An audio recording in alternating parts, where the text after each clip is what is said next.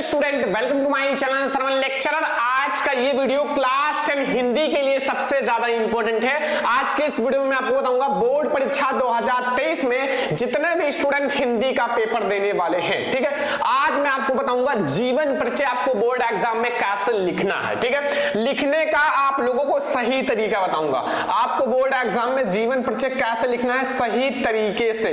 ध्यान रखना, अगर आप लोग सही तरीके से जीवन परिचय लिखोगे तभी आप लोगों को 5 में 5 मार्क्स मिलेगा। ठीक है, 5 में 5 मार्क्स आपको जरूर मिलेगा। मैं आप लोगों को जयशंकर प्रसाद जी के जीवन परिचय के साथ समझाने वाला हूं। ठीक है, जयशंकर प्रसाद का जीवन परिचय इसी वीडियो में आपका खत्म हो जाएगा और आप लोगों का ये सबसे ज्यादा इंपॉर्टेंट जीवन परिचय है और आपको ये जीवन परिचय जरूर देखना चाहिए। आपको बोर्ड एग्जाम में कैसे जीवन परिचय लिखना है, साथ में आपका जयशंकर प्रसाद जी का जीवन परिचय खत्म भी हो जाएगा। तो ट्रिक के साथ समझाऊंगा। बस ये ट्रिक अगर आप लोग याद रखोगे ना तो जीवन परिचय का आपका बिल्कुल फिक्स हो जाएगा। ठीक है, तो मैं आप लोगों को बताता हूं सबसे पहले जयशंकर प्रसाद जी की जीवन परिचय कैसे आप लोगों को बोर्ड एग्जाम में लिखना है। देखो स्टूडेंट, सबसे पहले आपको बोर्ड एग्जाम में एक कॉपी दी जाएगी जिसमें आप लोगों को जीवन परिचय लिखना है। ठीक है, जीवन परिचय आप लोगों को लिखना है, एक कॉपी दी जाएगी। अब कॉपी में आप लोग समझो, सबसे पहले आप लोग प्रश्नोत्तर संख्या डाल लेना, जो भी आप लोगों का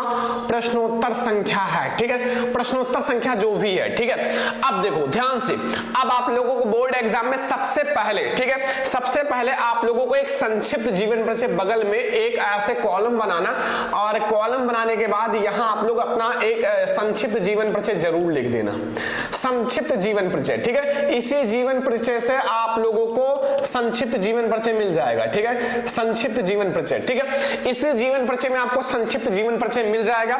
उसमें क्या क्या लिखना है संक्षिप्त जीवन परिचय में, देखो आपको क्या क्या लिखना है। एक कॉलम बनाना है, ठीक है, कॉलम बनाना, फिर आप लोग बगल में, ठीक है, फिर इधर आप लोग डिटेल में जीवन परिचय लिखना बोर्ड एग्जाम की कॉपी में।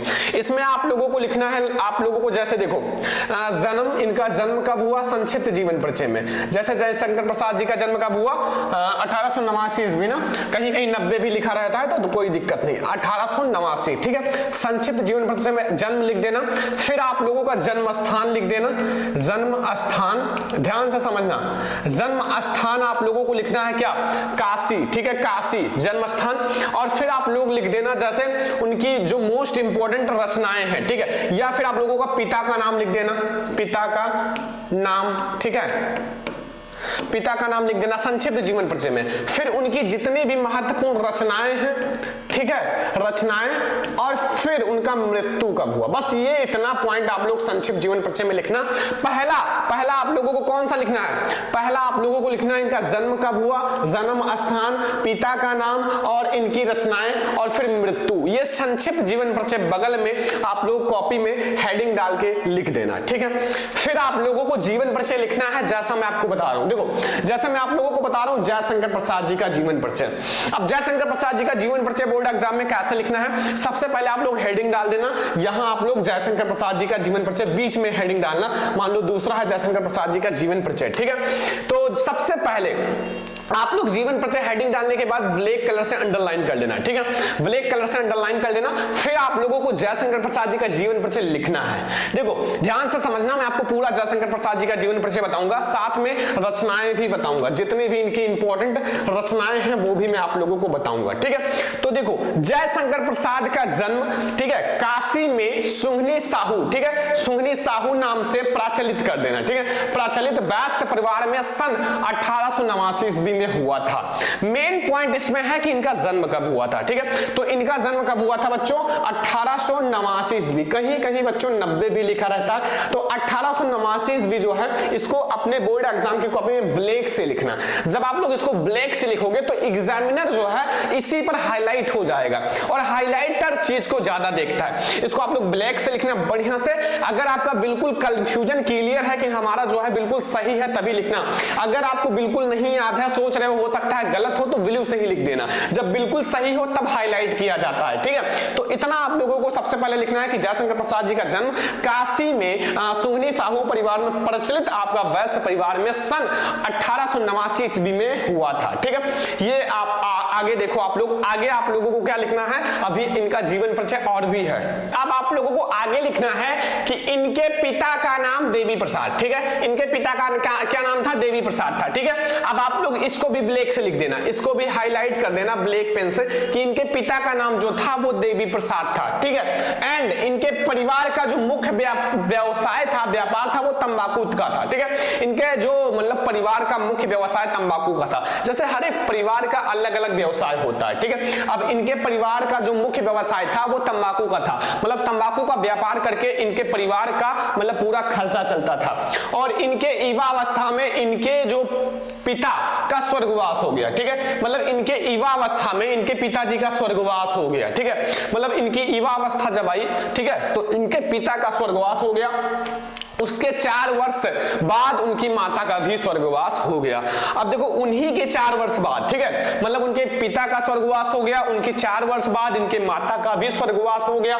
अब देख सकते हो, ठीक है। इसलिए प्रसाद जी की शिक्षा तथा पालन पोषण इनके बड़े भाई शंभू रत्न ने किया।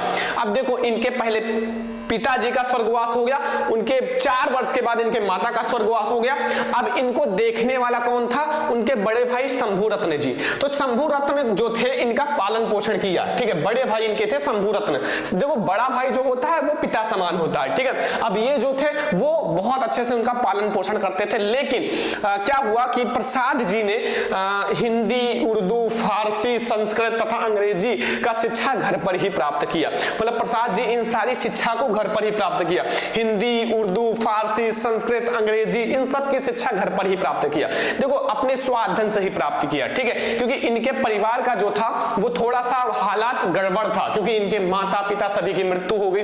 अब इनके बड़े भाई थे और ये थे, और ऐसे ही मतलब इनके परिवार बहुत ज्यादा दब गया जिसे कहते हैं, ठीक है। तो ये इतना अभी इनका जीवन परिचय है। जीवन परिचय जितना बड़ा बता रहा हूं उतना ही लिखना, क्योंकि ये आपके मेन पॉइंट है, ठीक है। तो अब आप लोगों को यहां तक जीवन परिचय समझ में आ गया ना जयशंकर प्रसाद जी का। आगे समझो अभी। अब देखो ध्यान से, इनके बड़े भाई शंभू रत्न की भी मृत्यु हो गई। अब देखो पहले तो इनके पिता का मृत्यु हुआ, उसके 4 वर्ष पश्चात इनके माता का मृत्यु हो गया। अब फिर इनके बड़े भाई शंभू रत्न की भी मृत्यु हो गई। अब देख सकते हो इनके ऊपर कितना बड़ा विपत्तियों का पहाड़ टूट पड़ा, ठीक है। मतलब इनका जीवन पूरी तरह से अर्थ व्यस्त हो गया, इनका परिवार पूरी तरह से खत्म हो गया, ठीक है। इनका परिवार बिल्कुल से खत्म। तो फिर आगे देखो, इनके बड़े भाई के मृत्यु के कारण तंबाकू का व्यापार भी ठप हो गया। अब देखो इनके बड़े भाई, इनके पिताजी सब मिलकर और खुद मिलकर तंबाकू का व्यापार अच्छे से करते थे। फिर इनके पिता और इनके बड़े भाई की मृत्यु हो गई, इनके मम्मी की भी मृत्यु हो गई। तो फिर इनका जो तंबाकू का व्यापार था वो भी ठप हो गया, मतलब पूरी तरह से खत्म हो गया, ठीक है, ठप हो गया। तथा इनका जो परिवार है वो ऋणग्रस्त हो गया। अब इनका परिवार जो था वो भी ऋणग्रस्त हो गया। ऋणग्रस्त का मतलब ये कर्जदार हो गए, ठीक है। अब कर्जदार क्यों हो गए, क्योंकि इनका व्यापार ठप हो गया, घर खर्चा चलाने के लिए इन्हें ऋण लेना पड़ा, कर्जा लेना पड़ा, जो कि काफी बेकार होता है, ठीक है। ऋणग्रस्त हो गया। ऋण चुकाने के लिए इन्होंने पूरी पैतृक संपत्ति बेच दी। ऋण चुकाने के लिए इन्होंने अपनी जो पैतृक संपत्ति का मतलब होता है, जो इनके पिताजी की संपत्ति थी, उन सबको बेच दिया।